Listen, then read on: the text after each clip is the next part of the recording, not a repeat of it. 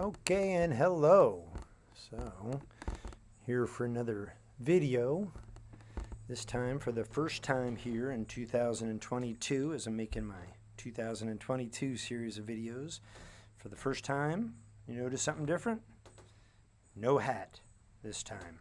All right. And something else I'd like to start off with a little bit differently here today is talking about the idea of the class. I hope it's going well for you. By now you're into it, right? Into the second month probably, or that's when this material is assigned for. Good for you if you're ahead of the game. But whenever you're watching it, I hope you're just bearing in mind something that I've said before, but I want to say it again. I'm just giving you some information. I can't give you all of the information. I don't have all of the answers, and I shouldn't. But what I want to encourage you to do or remind you to do is that as I'm presenting material to you, and this is probably good for other things besides environmental science, all of your subjects and life in general, think about the information you get and think about what the ramifications of that could be. What questions are raised by the information? Even if you don't know the answers to those questions, start thinking about them. And know that every time you answer a question, you open up more questions, and this is how knowledge develops. So anyway, just a quick reminder of what we're here for. Of course, we're trying to get you ready for the AP exam, and we hope you get a good grade. But these things are temporary. These learning styles are pretty important. So I think it's worth bringing up now, the reason we're doing this and maybe some of the approaches that we're going to be taking, especially in a class like this where the knowledge that we're talking about here, the knowledge that you're gaining can lead to an understanding of things that are going to affect all of us in the future. And hopefully, as the chapters go on, you understand that this stuff already affects every one of us on the planet.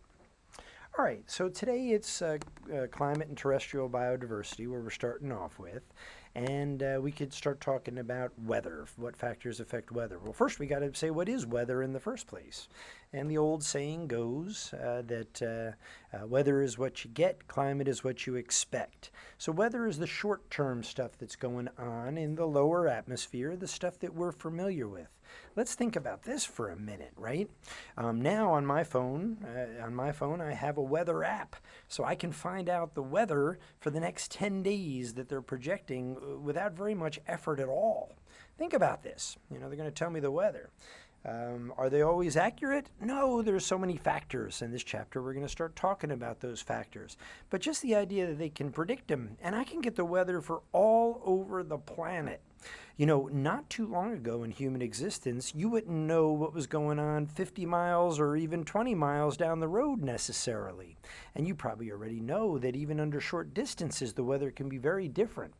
So now we have a greater understanding of the factors that are involved and the idea that, the weather and these patterns and these things that are happening affect the entire planet. So this would have been something that not too long ago we weren't aware of, and now on our phone we have this awareness. We all do. It's crazy, especially for somebody like me who didn't grow up with this stuff. Of course, with all the factors that are in there, they're still off, right? You ever do that? You have something coming up outdoors and it's 7 days down the road and you go, oh no, they're calling for rain. And then you follow it like the stock market to find out whether you're going to have good weather or not. All right, weather is affected by some things that we're going to talk about, but just starting off here, this is the moving masses of warm and cold air. There's reasons that warm and cold air move. Warm air rises and cold air sinks. Things flow from warm to cold, so these are things that affect the moving of the air, which is going to affect the weather. And pressure is another thing that's going to affect it. So pressure is another one. There's areas of high pressure where there's a big buildup, and weather moves from areas of high pressure to areas of low pressure. So we'll talk more about that. But the pressure is measured now with the barometer, and when the barometer goes low, you can bet that in that low conditions there's going to be some high pressure coming in and your weather is going to change. So when the barometer drops, get ready for a change in temperature. And there's the winds that are going on besides the heat-generated winds and all those winds that we have as well. And these winds shift too. So all these things are constantly shifting, and that's what we got going on there. All right, so we talked about the warm or the cold air. Let's talk about more details. These areas of warm air and cold air meet each other on what's called a front. So front is going to be the boundary between where things are have a different temperatures and a different density to them. So as I mentioned before, the warm air, as it moves in, it rises up over the cooler air. And then at this time, moisture starts to condense.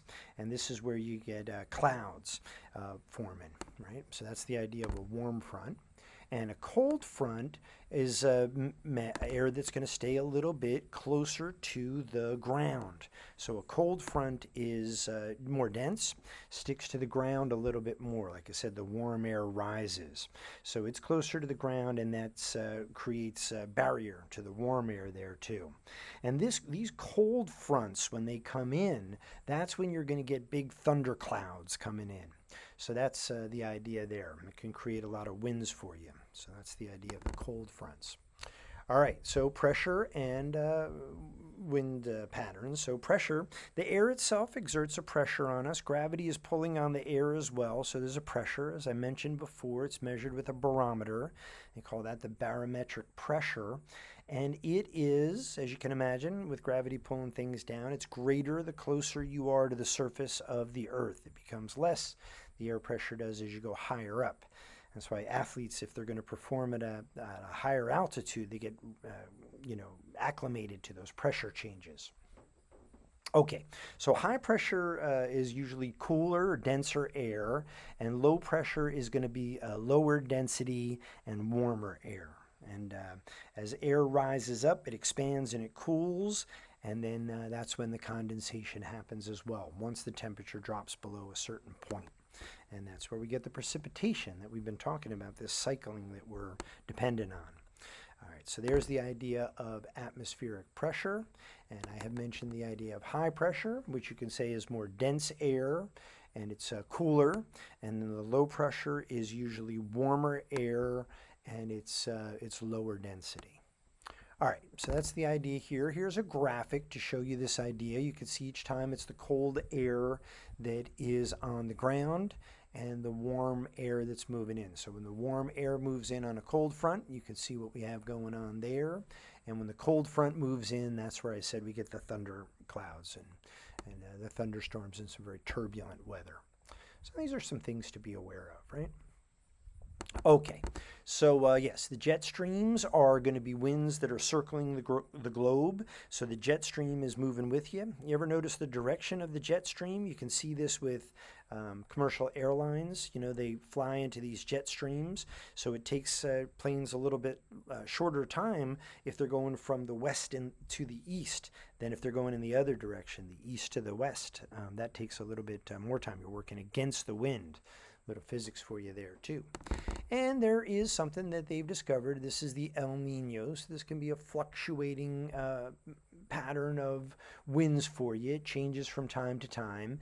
And when it does, when these fluctuation happens, it gives you drier weather in some areas and wetter areas in other areas. Wetter than you expected and drier than you expected because of this shift that's going on.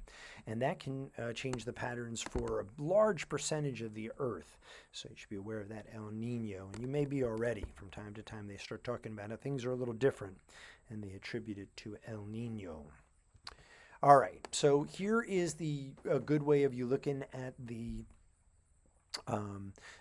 atmospheric pressure and the wind patterns and the idea of things rising up. You can see that part of it and the idea of the pressures moving in. Hey, by the way, this is also true, and this graphic shows you for what's going on in the water. And the water also affects our weather patterns as well, releases the moisture and all that kind of good stuff. So the cold water, more dense, sinks to the bottom, and the warmer water is closer to the surface.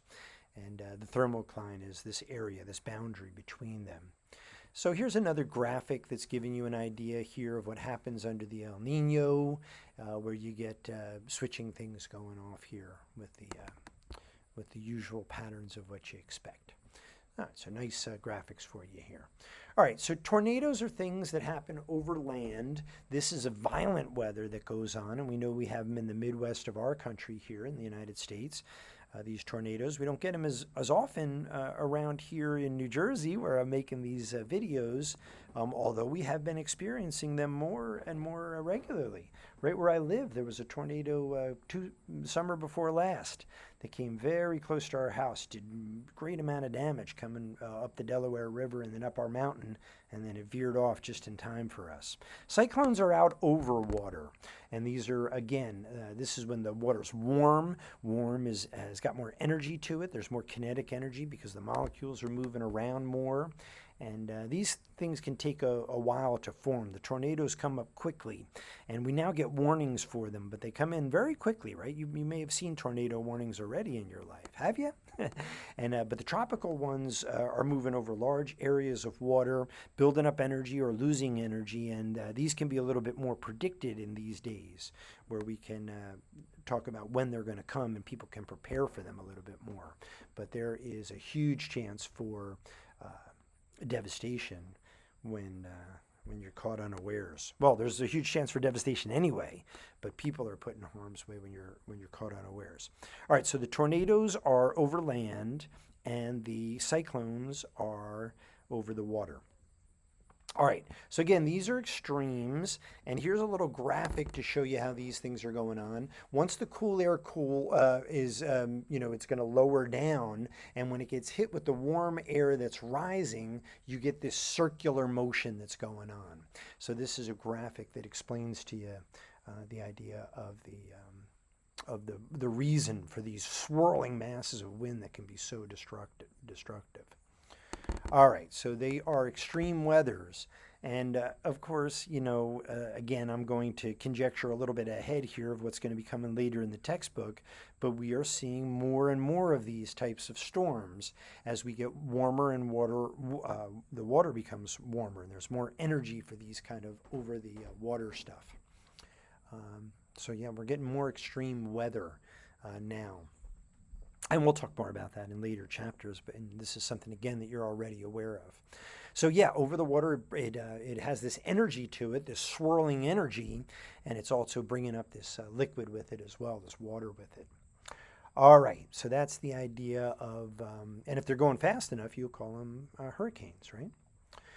Okay, so what are the things that influence the climate? Now let's distinguish first climate between weather. Weather is what you got. It's what's coming up. It's what you're looking on your app to find out whether your weekend is going to be good if you have outdoor plans or whether you're going to have to move indoors. That's your weather.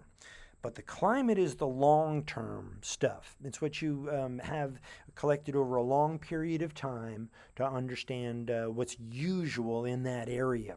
And we'll talk about the influences, the obvious influences that this has on the life around. Climate is very, very dependent on the types of life that you'll find are very dependent on climate, I should say. So solar energy will do this. We talked about heating. So solar energy coming into the planet, that's going to have something to do with the climate, how much sun you get and where it warms it and how it does it. And part of this is because of the tilt of the Earth. So this is the reason that the weather patterns will change even in an area. You don't have to go to different parts of the globe to find different climates. You're going to wait until the tilt of the Earth catches up with you. Because as the Earth moves, it unevenly distributes the solar energy. But the solar energy, as you can imagine, is going to have something to do with the temperatures, and the uneven heating has this movement of hot to cold that we've been talking about here. The rotation of the Earth is also going to be another one that's going to affect it, and you can imagine that. The atmosphere is held on by gravity. Some of these hot and cold things are making the air move around, but the air is held by gravity over the Earth, but now the Earth is turning, the rotation of the Earth, and that means the air is moving in relationship to the Earth, and that creates these winds as well. It affects the climate. It moves all this stuff around. All right, so I mentioned this before, but the patterns of movement of the air and the water are going to have something to do with the climate, and the atmospheric gases are going to have something to do with it as well, these greenhouse gases.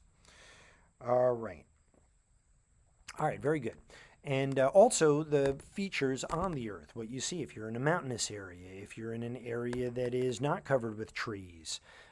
And we'll talk more about that in a little bit, and the human causes of all this stuff as well.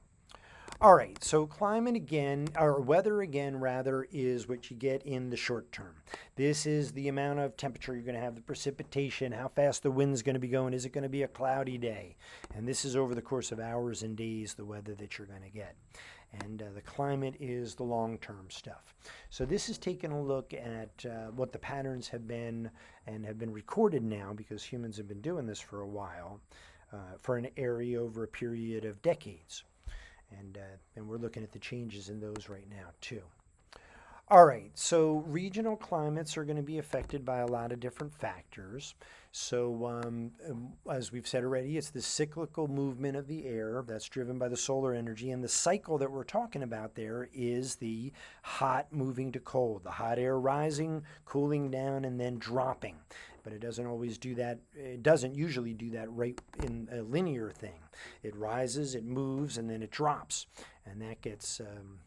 That's a big part of it, the cyclical air movement. And yeah, and that's because, as I mentioned before, so I'm saying it again, and here you see it on the screen, the uneven heating of the Earth. So, you know, the axis tilting. So this is why, you know, in our summer months, we have a certain kind of weather. And in our winter months, we have a different, because the tilt of the Earth and where we are in proportion with the sun at that time. In relation to the sun, I should say. And as I said before, the rotation of the Earth on its axis. So this should all have been a review for you, I see now. All right, and we'll talk more about the ocean's currents as well, with this same movement of hot and cold. And a lot more going on there too. All right, so this gives you the idea of the movements, and of course it has something to do with the land masses and the way they're currently set up. And another thing to point out is, besides the movement of hot to cold, which affects the climate, the terrestrial climate, and the climate over the ocean waters, they're also moving nutrients around. You know, if you saw the Finding Nemo movies, you know, you saw that they would follow these currents, the turtles would, when they were migrating, right? They would get caught up in them, and that was kind of a fun movie. I don't know if you all remember that. In 2022, am I giving a cultural reference that people don't really know anymore? I don't know. But anyway, that's the idea of these currents here, and they can have a big effect on the climate. And they shift from time to time too, but this is some of the trends that we've been talking about. And that's the warmer stuff that would be more toward the surface. And then there is the blue arrows that show the cooler stuff, which would be deeper down. So they have places called upwellings, so I'll bring those up right now, where the cooler waters are starting to warm and they rise up. So these upwellings are areas where these nutrients are brought up from the bottom of the ocean and they're brought to the surface, and that can support more life, and that has something to do with the way these currents happen. So that gives some nutrients for plant growth and also for the fish to feed on as well. All this decaying matter from gravity falls to the ocean's floor. The currents move it around and these upwellings bring it back up again. So that's a good concept to be aware of as well. All right, so here's another graphic showing you this idea of the high pressure and the low pressure. So the hot air rises, it starts to cool down. This is the high pressure stuff. It becomes more low pressure. It becomes warmer air and the cooler air, and it drops. And as it drops, it warms, and the cycle continues. So some of this stuff is lost to the air, but some of this stuff is going to circulate the wind and going to affect the climates, as we said. Now, not only is it uneven heating as the year goes by because of the tilt of the Earth for different areas, it's also the idea of where the sun shines. So when is the sun directly overhead? No place, unless you're at the equator. So the equator gets more heat. So it heats up that air and it rises. That stuff moves to an area that's cooler, and as it cools, it drops. And this is getting these Hadley cells that you're seeing here, and that happens over a couple of different areas. So this stuff from the equator, the hottest stuff, warms, comes back down again, it affects the desert. That area, that air there is doing the same kind of thing, but it's bringing moisture with it, more moisture this time, and affecting the different regions that you're going to see on the Earth. You can see these westerly winds that are going on here. The idea of the westerly winds are from that rotation of the Earth. So there's a couple of other things that it was a nice graphic that talks about the things. Now take a look at these things too, just get a quick little preview here. All of these things that are listed on the right-hand side over here are the different biomes that exist on our planet. And that's going to be part of this chapter as well. All right, so here's one that shows you the idea of the tilts of the Earth and how that's going to affect things, right? So which temperatures are going to get their fall, summer, spring, and winter. So this is for our northern hemisphere. This is what we experience, right? So you can see we're closer, we see more of the sun and so on. All right, so there we go. And here's another one here that's talking about the currents that are out there and gives you the general movement overall of these currents in the water. Okay, so greenhouse gases. Now, we talk about the greenhouse gases, and we talk about this as being generally we talk about it as being a bad thing now. These greenhouse gases, we have to be concerned with them. Well, we're lucky we have them, right? We need them because otherwise our planet wouldn't be warm enough to sustain the life that we have right now. So this is a natural thing, the greenhouse gas. There's a natural effect. These greenhouse gases you should be aware of, right? This is H2O, so it's water vapor. We got the CO2, that's the carbon dioxide. The methane is the CH4 and the N2O. And these are the greenhouse gases that we're most concerned with. And as I mentioned, the natural greenhouse effect is a good thing, right? So we like that. We don't have that, we don't have life. So I'm all for it. You should be too. But what we're talking about now, and what we give the negative connotation to, is that we are warming the planet by putting more of these greenhouse gases into the air. And the carbon dioxide is a big part of that. And, well, all of it. You know, we've been adding to all of these things here. And that's the word there I have is anthropogenic. And anthropogenic means human-caused. So we are now at the point where the science pretty much has it that we are causing a warming of the planet. In 2022, it's a widely held belief. It wasn't in 1964. We hadn't really started to see the effects when I was born. Well, how would I know? I was very young at the time. But again, as I mentioned before, having the perspective of age, I've seen these changes that have happened. And you are starting to as well, and you will. And as I said, this affects all of us. So this is a big part of our class. And remember that big word, sustainability. Is it sustainable? And are there tipping points that we're going to be reaching because of all this stuff? Or have we already reached them? And what are we going to do about it? So these are big questions. I don't have all the answers myself, but they're very tricky. But we should be thinking about them if we want to understand this class and really how the world around us works in so many different ways. All right, so that's the anthropogenic. All right, so the features of the Earth are going to affect local climates as well. One is the rain shadow effect. The rain shadow effect is mountains. So mountains are typically toward the coast, and the water that comes off of the coast here, and remember a lot of this stuff moves from the west to the east because of that rotation of the Earth. But the precipitation is picked up from the water over, let's say, the Pacific Ocean, and it hits the mountain ranges that are out there, like the Rocky Mountains. And then on the other side, you get a desert because it stops the rain. Can't make it over the mountain. And, so on the side where the wind is blowing, you get this, you get a lot of rain. And on the other side, on what they call the leeward side, Leeward, check your book for the spelling, you get the deserts.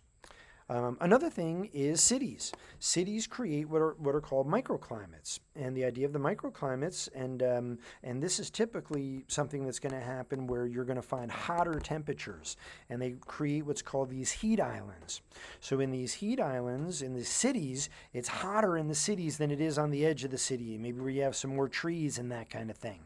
And that's the reason for it, right? We've changed the surface of the planet, and the climates were regulated by the natural stuff, but we've changed them, and that creates these heat islands.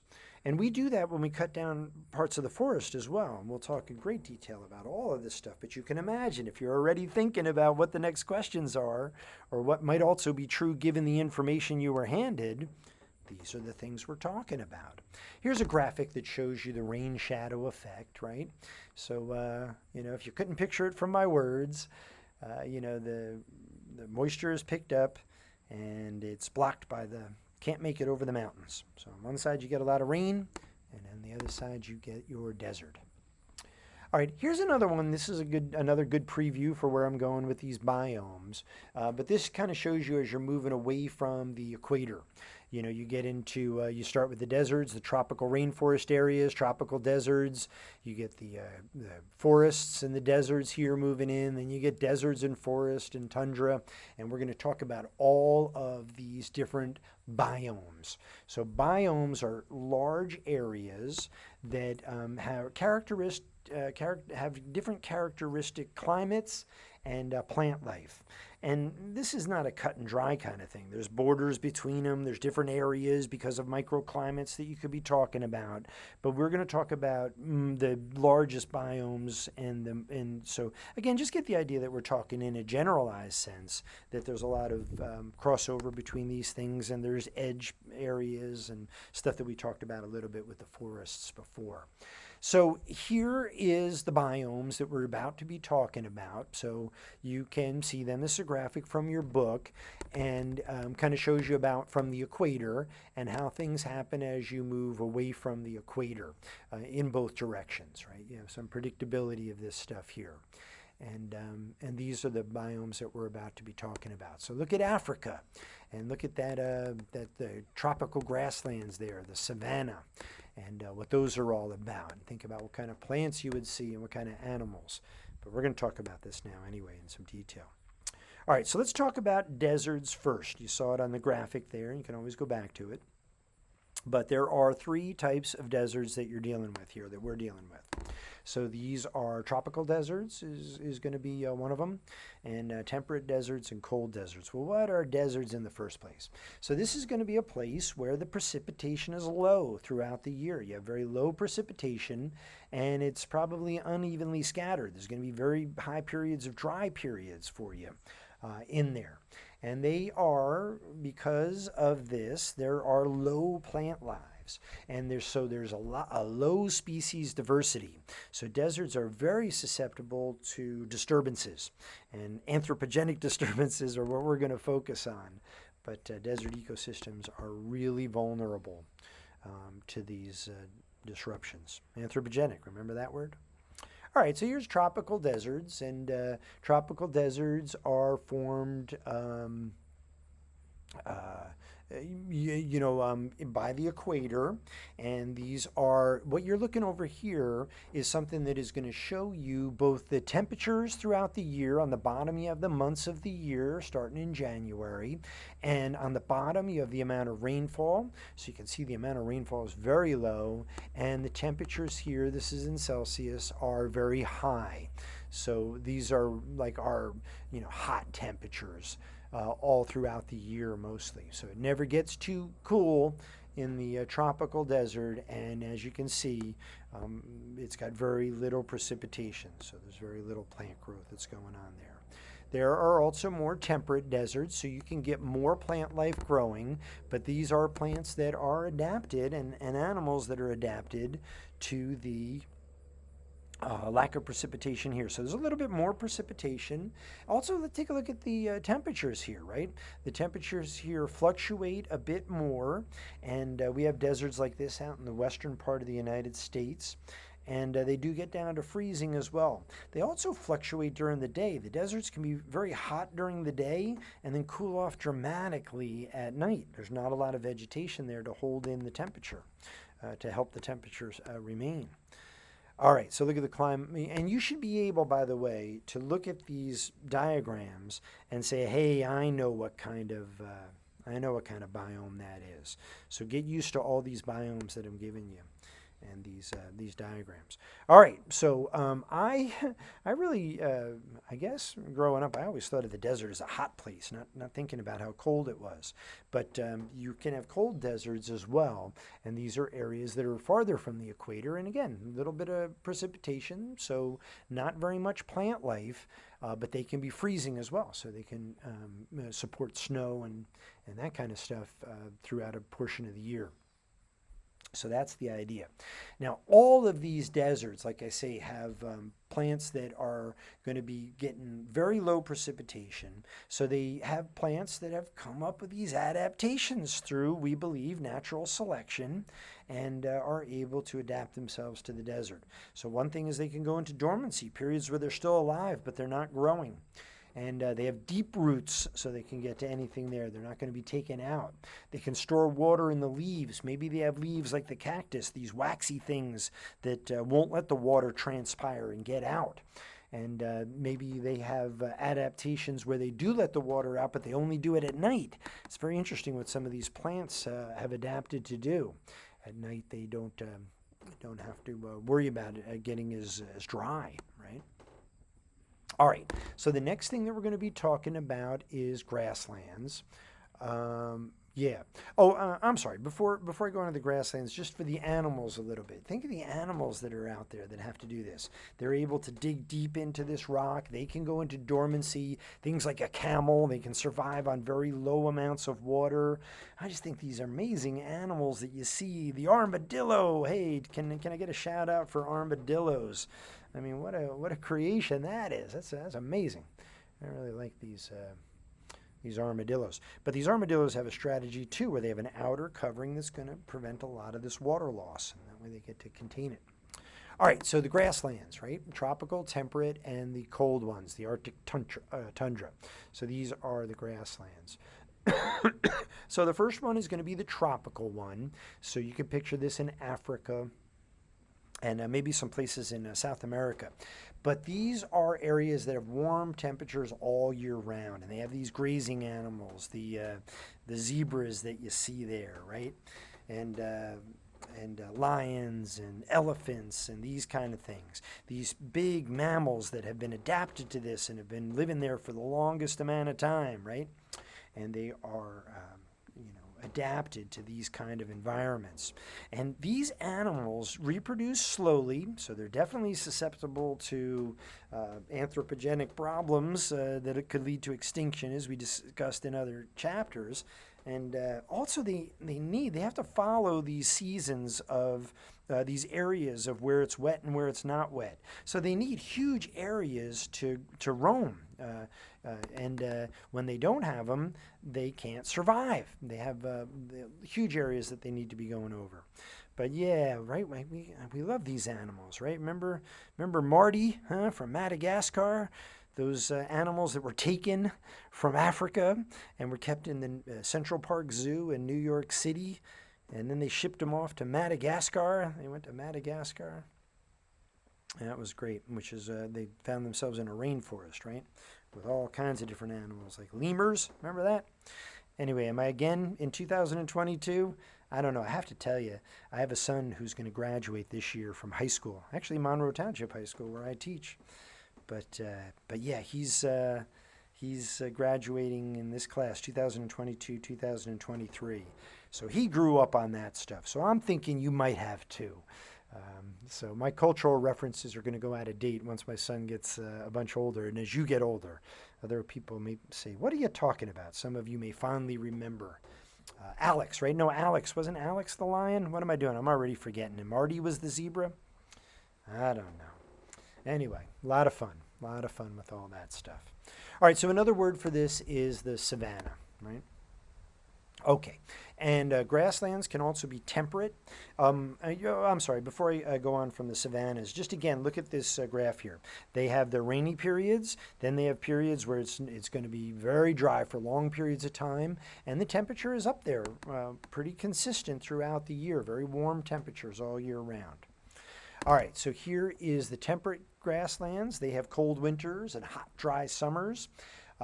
So there is some turnover with the biomass, which means there's decaying matter, which means you have fertile soils there because you're constantly getting a turnover of the life there. So you have, like I said, the fertile soils, and you have what's called tall grass prairies and short grass prairies.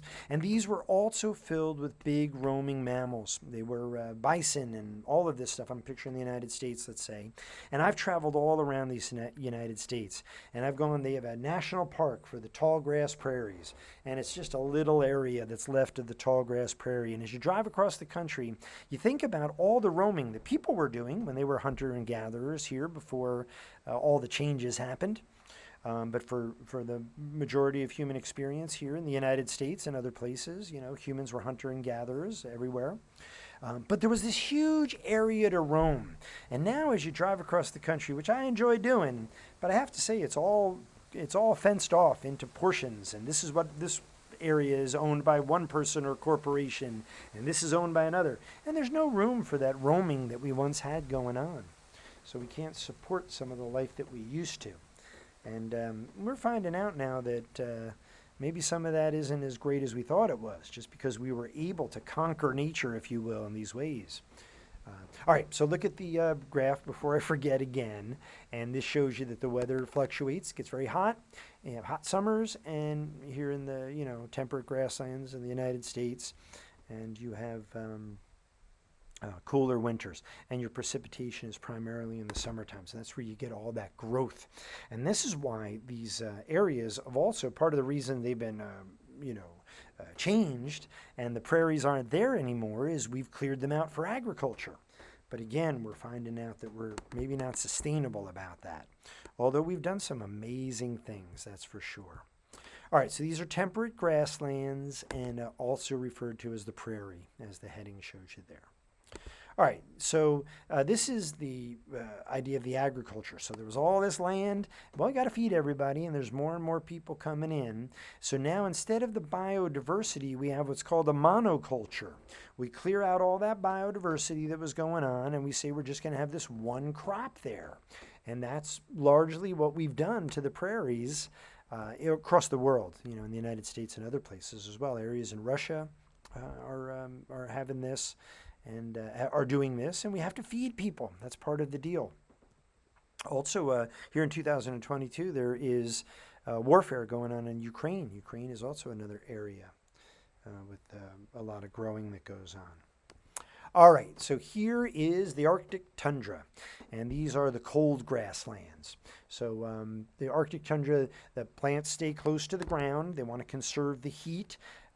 Right, so that's the idea there. There's not as much precipitation, and because of that, they have to have adaptations for that. Most of the growth is in the summer. It's not a very long summer.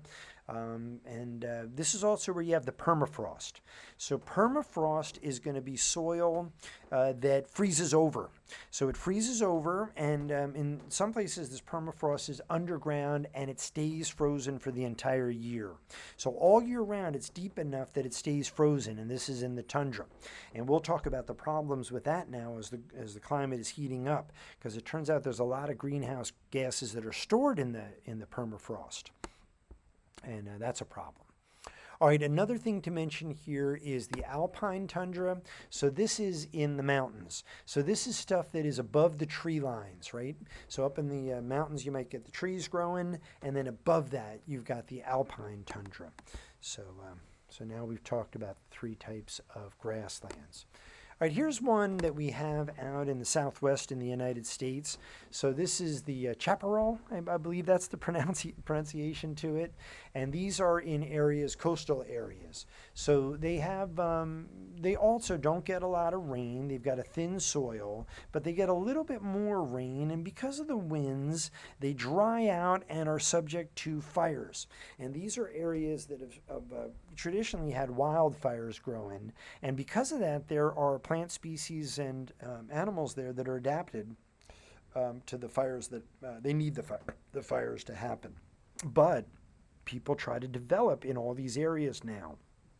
And because of that, the fires threaten the people. They're choosing to build in areas where there are going to be fires. Naturally, are going to be fires, and we're doing things that are enhancing those as well. So that might be something in 2022 that you're aware of. I know I am. In traveling around the country, I've been diverted a few times out west from fires, wildfires that are spreading, and you have to travel by a different route.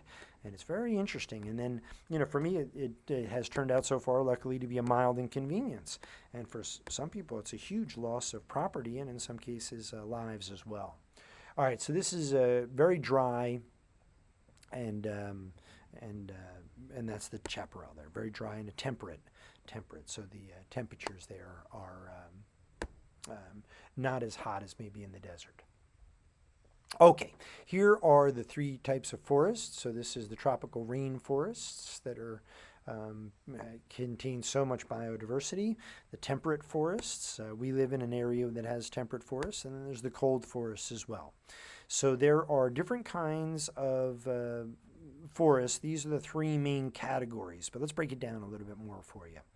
So here's the tropical rainforest. So you can talk about this idea here where there's a lot of water and there are warm temperatures all year round. So there is less of this idea of things dying off because of the weather, like there are in the grasslands and as there are around our area as well. And because of this, there's less nutrients in the soil. So this is that seems counterintuitive. There's so much growth there, but these soils are not rich in nutrients. This is where we've also done things that are not sustainable. We've cut down these areas of biodiversity, these tropical rainforests, and we've done it to try to have agriculture. It works for a little while, and then we have to move on. But the trees don't come back as easy as all that. And now you've degraded the rainforests, which are so useful for other things that we've already started to talk about, and we'll talk some more about. And this is one that we're very aware of in this area. Again, when I was younger, I didn't hear as much awareness of this kind of stuff and what we're doing, but now we are. But we're still doing it. We're still taking these rainforests down. All right, so we'll talk about all these things in following chapters as well. All right, and here's a little bit an idea of the diversity that you have. These trees are so high, so you have things that are going on the top of the trees and in the middle zones and at the bottom, and because of this you can support all kinds of different species, and some that are endemic and only found in those areas, in these tropical rainforests. So when we do cut down, and some of them, it's not just like, oh, they're everywhere in the tropical rainforest. No, there are lots of species that are only in a small part of the tropical rainforest. So when we take out a portion of the tropical rainforest, we say, well, we still got some left. Not that much, that's for sure. But also we've taken out areas with species that will never come back. And sometimes we don't even know what we're doing. And this is to our detriment, right? There's a lot of things that we benefit from this. A lot of the medicines that we have come from plants that we found in the rainforest. So we model them on a lot of the prescription drugs that we have now. Another great advancement in human history. Amazing that we were able to do this. Human ingenuity, I should say. All right, so there's hot and there's high moisture in the air, and it's hot. And there's this is what where I'm showing you here in the different levels in the canopy at the top and all throughout there. You would call it stratification. So that goes from the ground up to the top, the stratification. So the nutrients, there's not a lot of nutrients, and they cycle very quickly. They get used up almost as soon as they make it into the soil. And I've already talked about that we've been doing some damage to them. All right, so temperate forests are going to be ones that are not as hot, the climate. They'll have a range of temperatures. So here you do get, in the temperate deciduous forest here where we're at, this is what New Jersey is. We were all forest here. We're actually, most of our area now is second growth forest. All the forest was cleared out for agriculture originally when all the settlers came over and changed the game completely from the hunter-gatherer lifestyle. We cleared it out and we grew things here. New Jersey, is called the Garden State because it was a lot of agriculture here, and there still is, but not nearly as much as it was. We shifted a lot of that out to the west, and then so the trees that we see around us are the second growth forest for the most part. But yeah, so there's pretty consistent rainfall. There's temperate or moderate temperatures here, and so it doesn't get too hot. It gets cold as well, and and that's the deal there. And they die off, and because they die off in the temperate deciduous forest, there is a lot of leaf litter, and this stuff here, this stuff decomposes slowly, but because of that, there's a lot of nutrients in the soil. Kind of like the grasslands as well, but that's the deal here. This is a temperate rainforest, so the climates are not as hot as they are near the equator. This one here is in Washington State. I've seen these out there in Oregon and Washington, and it's just amazing the amount of moss on the trees. They get a lot of precipitation out there, so that's why it's the rainforest, but the temperatures aren't as high. But they do get a lot more of these plants that keep their leaves all year round. And that's the temperate rainforest. Okay, and this is the northern coniferous forest, and this stuff here. By the way, the other plants, coniferous, are not the deciduous. Coniferous are going to keep their leaves all year round. These evergreens, I guess you would say. So that's the plants that you're talking about there. But the temperate rainforests are also called coastal coniferous forests. Okay, so yeah, so there are around areas there. They have these evergreens, and so do the cold areas here too. So these are the cold ones found more in the north. They get colder, as you can see, and these are just a little bit south of the tundra. And now that you're knowing more about this stuff, you can go back and look at the map, and it'll make a little bit more sense to you, right? Okay, mountains are also important for lots of things, for ecological roles. Mountains, as you get higher up a mountain, they start out like you would at the equator, let's say, and as you build up, they get colder and colder, right? Like you would at the poles. So as you move up in elevation, it's like what you do when you move up you move away from the equator and more toward the poles. All right, so these mountains, right? They are, well, a lot of times the mountains are harder to develop on, but people still do, and we'll talk about that. It's amazing what we can do with our human ingenuity. We could destroy mountains. We could stand up next to a mountain and chop it down with the edge of our hand. Oh, no, wait a minute. That's the old Jimi Hendrix song. Now I'm definitely putting in cultural references that are way before your time. But we do. We have the technology where we can cut off the entire tops of mountains. But a lot of times the mountains are harder to get at than the areas around them. So we develop outside of the mountains first, and so it becomes developed, but there's still the biodiversity in the mountains. So they become what's called islands of biodiversity because they're harder to get at. So, so that's the idea there. A large part of the forests are up in the mountains. There are endemic species that live up in these mountains. They are good for regulating the climate. And they're also big in the water cycle, right? And they release the water to us. It's frozen at the top. It comes back down to us. But there's water that's transpiring through here as well. And we already talked about the rain shadow effect. So you're going to get rain in the mountains. And so they have a big idea of storing the water and then later releasing it too.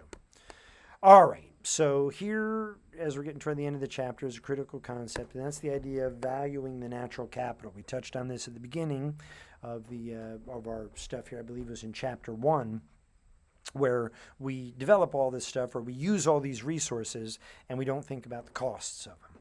So they came up with the ideas. We're increasing our understanding of this, of the idea of estimating the ecosystem services, what it would cost to make all that stuff happen.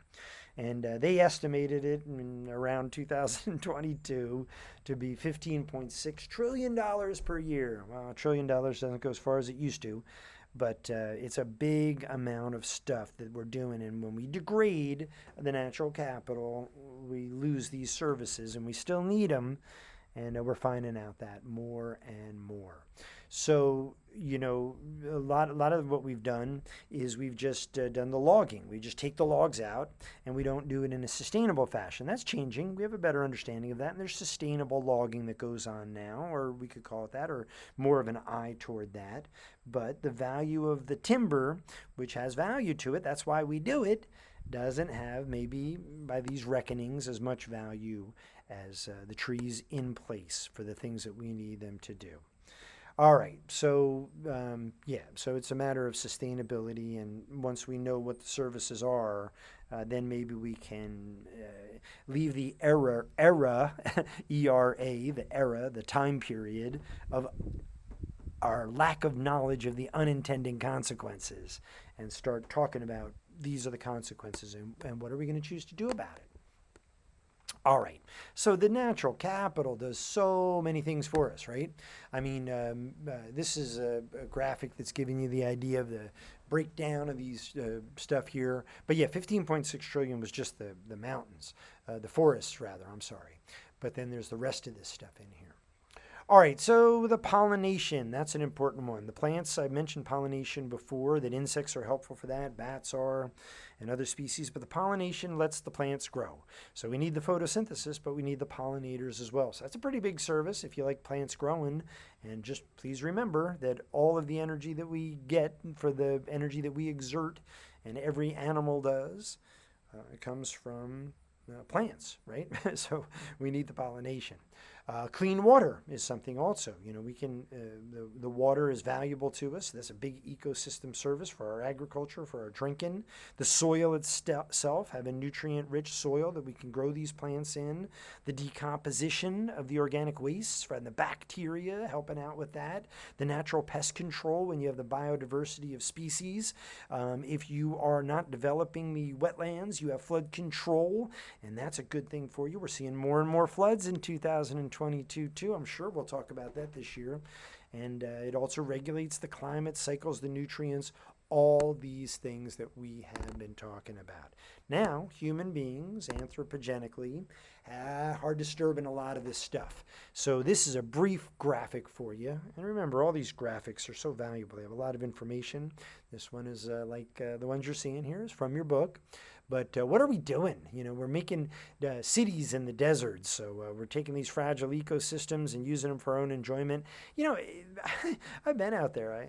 I enjoyed that, going out to I like going out to the desert. And I did go to Las Vegas. I'm not a gambler, but I liked being there. It was nice to see. I saw dolphins in the desert. There's a hotel there that has dolphins, and you can go spend the day with the dolphins in the desert. So we're using this water resource that we have to keep dolphins in the desert. But golf courses too. All these golf courses out in the middle of the desert. What an amount of water that we're doing. So we're really doing a number on them. All right, so all this stuff here is going to come across. I've already started talking about some of this stuff, but please pay attention to this graphic. It's got some great information, as these graphics always do, and these are all ones that you need to be very, very aware of for maximum success in this course, and I would say that that's a nice thing. Maybe you get a good grade on the AP Environmental Science exam that could save you time and money at your university, giving you college credit and saving you thereby money and time. But and maybe it gives you a good grade here that helps you get into that college of your choice. But again, these grades are temporary. So I think in studying this stuff, you're helping your awareness of the world around you, and that can inform your decisions, and you can be part of the decision-making process of what we're going to do moving forward.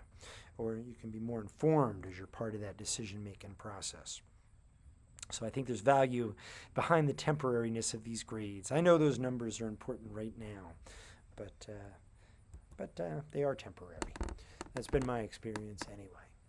All right, well, thank you for your kind attention, and I look forward to seeing you back in class.